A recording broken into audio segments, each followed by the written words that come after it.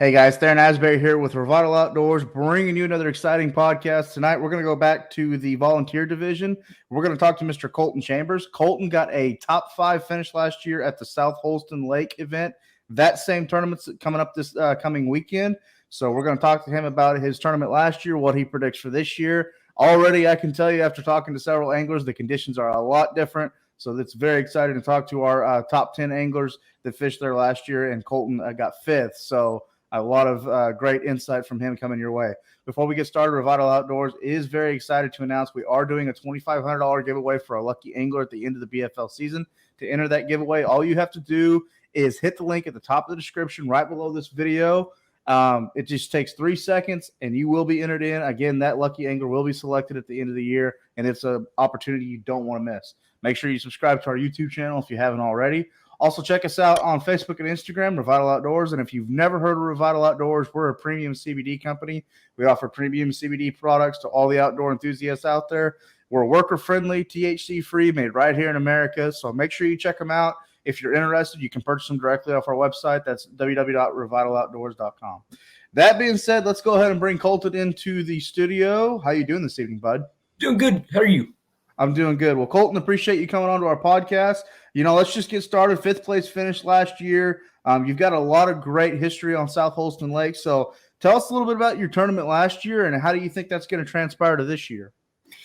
So last year, we're sitting about 2 weeks later, week and a half later than this year. And what that basically means is last year was more of a post-spawn bite. And this year, what I like about it is it's all three. You've still got pre-spawners out there. You've got fish that have been on the bank for 2.5 weeks. And I even saw fry this week, which is like one of those things that made me shake my head a little bit. So we had snow up here 2 weeks ago and catching them off the beds, Right. which was pretty incredible. But one thing I'm really looking forward to this year is a lot more pre-spawn fish to fish physically spawning versus last year. They'd already spawned and done their thing. And it was a lot of fry, garden, that sort of thing, a lot of topwater fishing. I just don't think it'll be that this year, which is pretty cool because the smallmouth, and it's kind of funny because when they typically go the bank up here, they typically all go. But this year, like, it's been different cut up waves, and that's what I really think is pretty cool because I think it's going to be a mix of largemouth and smallmouth both being played by the time it's all said and done. Absolutely. So in terms of last year, walk us through your tournament a little bit. You said you were kind of fishing the post-spawn pattern, maybe throwing topwater a little bit. So were you able to like run and gun and catch a lot of fish? Did you end up only catching 5 keepers, or kind of like break down a little bit from last year? It was kind of funny you say that because I started out that morning with a popper, and I was just going around just targeting fish that are garden fry, that sort of thing.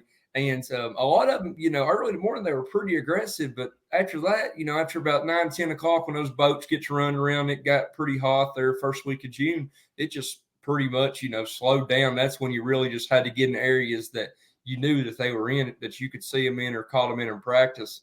And even if you didn't catch them maybe the first or second pass through, you sometimes had to milk them a little bit longer. And it was one of those things, too, last year. I had caught about 12, 13 keepers for the day, and honestly caught 6 of them that morning out of one spot. It was, just bang, bang. Then after that, it just slowed way, way down. You knew the areas that you needed to fish that always hold the good fish, but if you didn't really, I guess, make them bite, irritate them, when they were guarding that fry, then you couldn't catch them. But the cool deal was, like last year at the end of the year, I pulled in a place right beside the marina there, literally 10 minutes before the tournament was over, and caught a 5-4 largemouth that ended up getting beat by a big fish by 1 ounce. So it's kind of cool because you're literally never out of it. There's always that one bite, even if you have what you think's a decent bag. That one bite, could make the game changer, and that's what really did it for me. I got you. So, notoriously, you look at the, different patterns, different fish that you're running and gunning on. To me, and what I've, read in a lot of articles, talked to a lot of anglers, chasing those fry garters is absolutely the hardest because they're unpredictable. They're zoned in on one little thing. Oftentimes they'll slap at a bait. They won't commit to it because they're just trying to, disregard it in the area that it is. So that's really cool to talk to a guy that was able to, kind of follow that pattern and you turned it into being successful.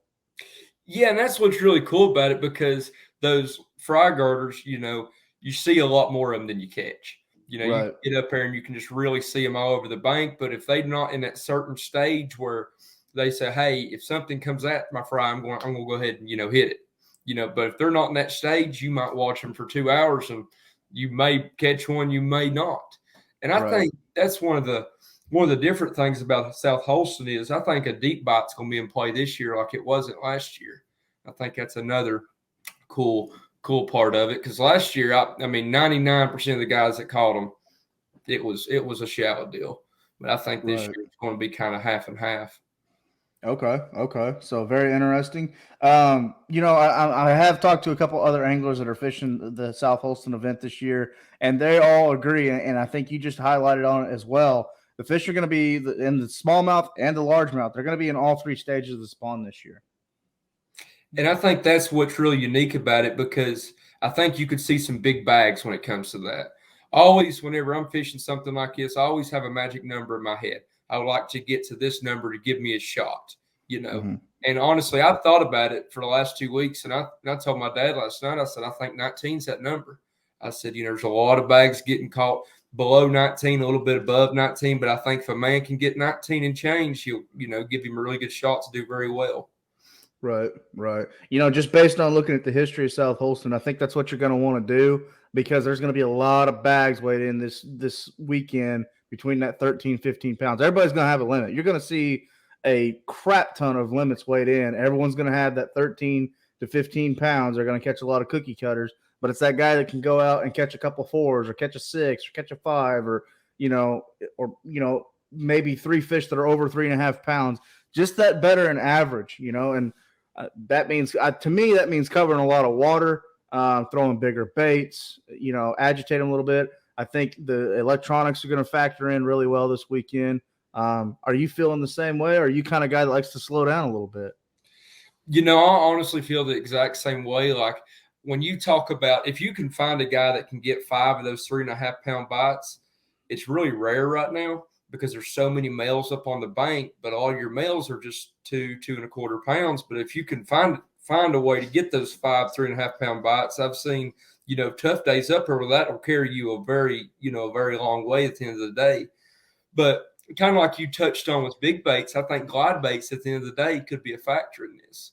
Mm-hmm. Somebody gets that 12 to 14 pound limit, puts it in their hand, at the end of the day and says, I ain't taking it out and I'm going to live with the results. And I think that's, another way to get a big bite. According to what part of the lake you're in, it's so funny because you can break up the lake in 3 sections right now, and they literally are doing everything in all 3 sections. Really? Wow. Yeah, and that's what's really incredible to me. Like these smallmouth spawning a month ago up in the river, and there's still some up there on the beds, and it's kind of really interesting to me because I've never seen it be this prolonged and spread out like this. I got you. Well, one last question before we let you go. You gave us a lot of great information about last year's tournament, what you predict for this year. What if you're a co-angler in this? And let's say your boater's not telling you anything. You're going into this completely blind. You're a co-angler. What's 3 baits that you're going to, or 3 rods that you're going to take with you that is going to get a high percentage of bites on South Holston this year? So this is where South Holston becomes my favorite lake. I'm a spinning rod guy. And if I was going to give advice to a co-angler, I'd say bring you 3 spinning rods, tie you a drop shot on one, tie you some kind of weightless bait on one, whether it be a Cinco or some kind of stick bait. And then after that, it's kind of up to you. But the main player, in my opinion, is the slip sinker, the 1/8 ounce slip sinker with a 1 or 2 aught hook and a 4-inch green worm. I think almost 99% of the field will have one tied on.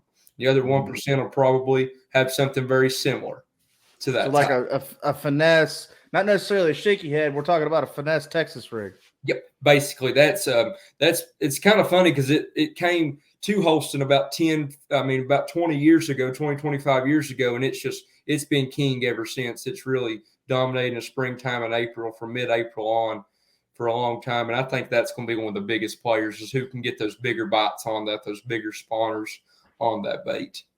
I got you. So, well, Colton, I really appreciate your time this evening. Before we let you go, I know you got a lot of great family and friends and people that support you in the area. you're a pretty good weekend warrior. I looked at your Facebook, looked at your results. You have a very good reputation around the South Holston area. You fish a lot of tournaments, so that's really cool to talk to a guy that, cuts his teeth on the weekends and does really, really well. So before we let you go, anybody like to give a shout out to? Yeah, I would love to shout out just some people that make this possible. I run a full-time guide service on top of being just fishing a lot of tournaments, and I appreciate all the help through CNC Outfitters. My dad's a really big one. Me and him do this every weekend together. Tony Maggard, he's a really big one that's helped me a lot. And just a couple small people like Watson's Marine, Boom Lures. And we go through Gill. We get all our rain suits through Gill, which is super, super helpful when you ain't busting out for those rain suits. So all these people that make it possible to go out here and fish as much as we want and know our gear is going to work, we're really thankful for that. And I appreciate you guys having me on so much, and we're really looking forward to seeing what happens this weekend. Absolutely. Well, Colton, thank you again for coming on to our podcast. Again, for all the listeners out there, you've been talking to Mr. Colton Chambers, a top 5 angler from last year's BFL Volunteer Division event on South Holston Lake. So good luck to Colton this year. We hope to have you back on the podcast. That usually means good things are happening. Good luck to all the anglers fishing this year in the BFL tournaments for 2022. Make sure before you go, subscribe to that YouTube channel. And also, you see the rotating banner down below. Hit that link at the top of the description right below this video. Enter in your information. It takes 3 seconds to do, and you will be entered in for that $2,500 giveaway that we will be selecting that lucky angler at the end of the year. From all of us at Revital Outdoors, I'm Theron Asbury. Thank you for tuning into this podcast. Be safe out there. God bless. And we'll talk to everyone very, very soon.